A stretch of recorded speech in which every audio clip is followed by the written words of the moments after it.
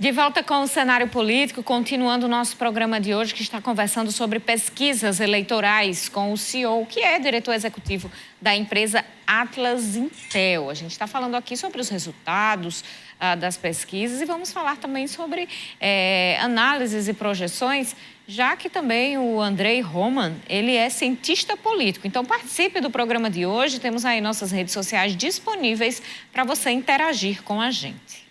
Vamos falar agora sobre eleições 2022.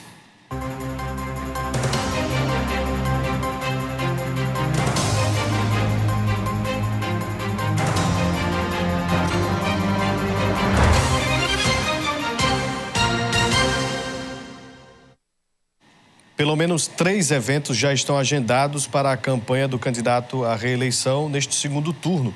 As estratégias de campanha serão discutidas pelos apoiadores do presidente em uma reunião amanhã, terça-feira, dia 11, no Hotel Vila Oeste, aqui em Mossoró, às 7 horas da noite.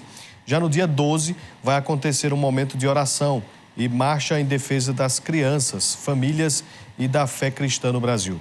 Durante a tarde. No dia 15, deverá acontecer o evento denominado Clamor e Intercessão pelo Brasil, RN Mossoró, Cristãos Unidos, Evangélicos e Católicos, às 3h30 da tarde, no Teatro de Zuí Rosado. E no dia 22, a realização de uma carreata pró-Bolsonaro. O evento acompanha manifestações que vão acontecer em todo o Brasil.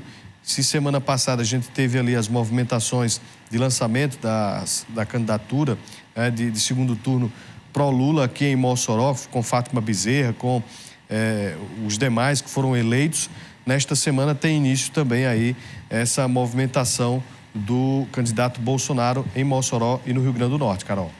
Pois é, vocês veem aí que existe uma organização. Embora não exista uma liderança política na coordenação deste evento, aqui em Mossoró e na região oeste, o evento vem sendo articulado aí por apoiadores do presidente Jair Bolsonaro que estão se mobilizando nessa campanha no segundo turno aqui. Aconteceu assim também no primeiro turno, acontece, Vonuf, que no primeiro turno existia a campanha de Rogério Marinho, que ficava muito atrelada aos movimentos do presidente Jair Bolsonaro. Desta vez, realmente necessitaria ali de um nome que pudesse agregar, né? Um líder político, mas não existe esse nome aqui para tomar a frente.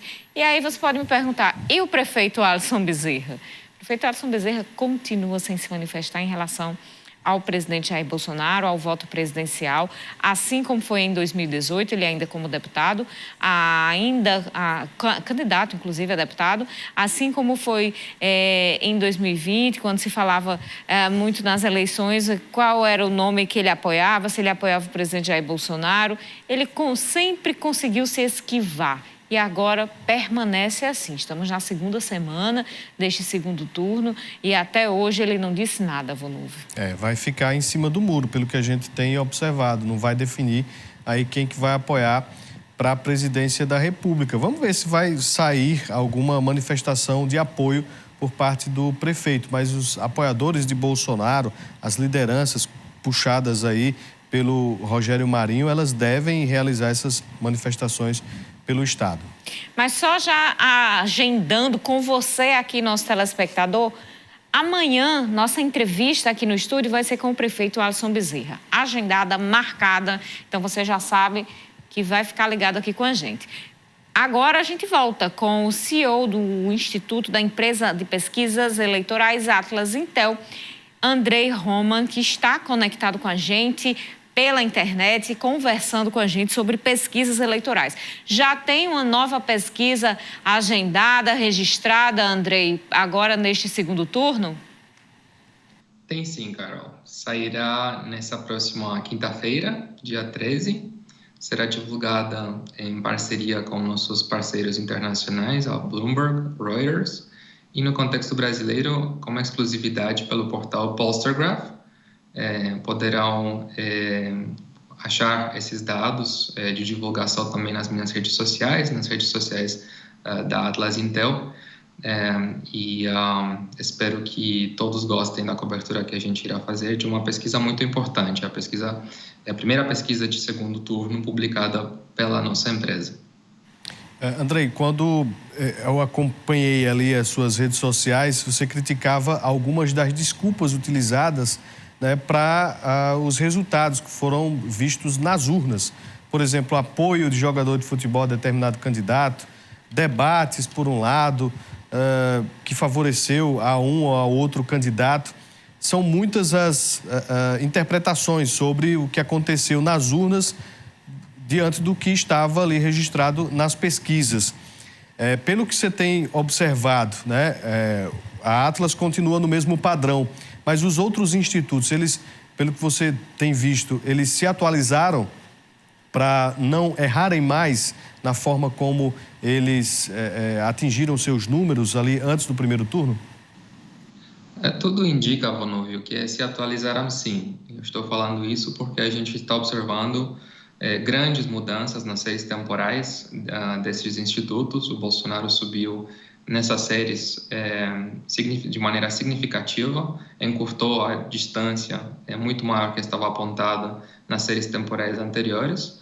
No entanto, acho que até a gente tem que ter uma certa cautela, e também por isso que eu fui um pouco mais incisivo nas minhas redes sociais, em uma relação a isso, para não considerar que esse ajuste de nível que os institutos estão fazendo, porque o Bolsonaro, de fato, era subestimado nas pesquisas de muitos deles, para não interpretar que isso é, de fato, uma onda de apoio de última hora, uma subida de última hora do Bolsonaro. Não me parece que seja o caso. Se trata de dois candidatos com bases muito cristalizadas ao longo dos últimos 2 anos, com uma nítida estabilidade no desempenho eleitoral dos dois. O que aconteceu simplesmente foi que as pesquisas de muitos institutos subestimaram a força política e a intenção de voto no Bolsonaro. Corrigiram depois, isso, no entanto, não quer dizer que houve uma avalanche de apoio chegando para o Bolsonaro nessa reta final. Acho que isso não procede, então essas desculpas do tipo, o Bolsonaro subiu por conta do apoio do Neymar, por conta do último debate, por conta de cantores de sertanejo que declararam apoio, acho que nada disso faz muito sentido, até porque muitos desses argumentos poderiam ser aplicados também ao Lula e talvez com mais sucesso. A gente tem também ali do outro lado o apoio da cantora Anitta, um desempenho no último debate que, na minha opinião, foi muito superior do lado do Lula que do lado do Bolsonaro. O último debate foi, de forma bastante objetiva, ruim para o Bolsonaro. E mesmo assim ele surpreendeu com uma grande fortaleza eleitoral. Então, me parece que a análise tem que focar bastante em termos de entender por que as pesquisas erraram, quais foram, de fato, as razões pelas quais as pesquisas erraram, em vez de inventar desculpas esfarrapadas sobre mudanças eventuais de intenção de voto de última hora que simplesmente não aconteceram. Andrei, como é que agora o senhor avalia estes movimentos que os candidatos vêm fazendo neste segundo turno? Os apoios que já foram anunciados na semana passada ao presidente Jair Bolsonaro, apoios, por exemplo, como o da Simone Tebet e do Ciro o ex-presidente Lula. O senhor acha que quem está na vantagem neste momento desta corrida eleitoral? Me parece que existe um equilíbrio em termos de oportunidades e vulnerabilidades dos dois lados, né? Quais que são as oportunidades do lado do Lula, por exemplo? Existiu uma abstenção bastante grande dentro de um eleitorado mais moderado em grandes centros urbanos, no sul e sudeste, um eleitorado que, caso fosse comparecer, provavelmente votaria mais no Lula que no Bolsonaro. Então, o Lula tem a oportunidade de mobilizar esses eleitores agora no segundo turno e, com isso, ganhar votos a mais. Ao mesmo tempo, existe também o potencial do Bolsonaro aproveitar algumas das vulnerabilidades do Lula, como, por exemplo, o apoio do Romeu Zema, o governador de Minas Gerais. Existiu um voto cruzado significativo em Minas, muitos eleitores do Lula que também votaram no Romeu Zema. Acontece que agora o Zema está se posicionando do lado do Bolsonaro, fazendo uma campanha muito contundente a favor dele. Então, em tese, isso poderia mudar alguns dos votos dos eleitores mineiros, e tirar eles do Lula, desmobilizar eles ou também no limite converter alguns dos eleitores que votaram Lula no primeiro turno no estado de Minas Gerais para o Bolsonaro, né? Existe também uma certa plausibilidade da teoria de que no Nordeste como um todo o comparecimento pode cair nesse segundo turno, que os eleitores fiquem menos mobilizados por conta da conclusão de muitas das corridas para governador já no primeiro turno, como, por exemplo, no Rio Grande do Norte, e que com essa desmobilização maior do eleitorado no Nordeste, que é até hoje uma das regiões de maior fortaleza do Lula, isso poderia prejudicar o Lula e favorecer o Bolsonaro. Então, na medida em que os dois candidatos aproveitam as oportunidades e as vulnerabilidades do oponente, isso pode gerar resultados que mudem um pouco a dinâmica do segundo turno em comparação com o primeiro turno. Mas eu diria que essas oportunidades de vulnerabilidade elas são distribuídas de uma forma bastante equilibrada entre os dois, né? Eu também destaco a importância de participação no processo eleitoral nesse segundo turno, uma eleição tão importante para o país. Então, todos que podem deveriam comparecer às urnas, expressarem a sua opinião para que a gente possa concluir essa eleição de maneira pacífica, com um resultado acolhido de maneira democrática pela grande maioria da população. É muito importante participar e votar neste segundo turno. Vamos então fazer mais um intervalo. Daqui a pouco a gente volta e continua nossa entrevista com o Andrei Roman, que é o CEO da empresa de pesquisas Atlas Intel.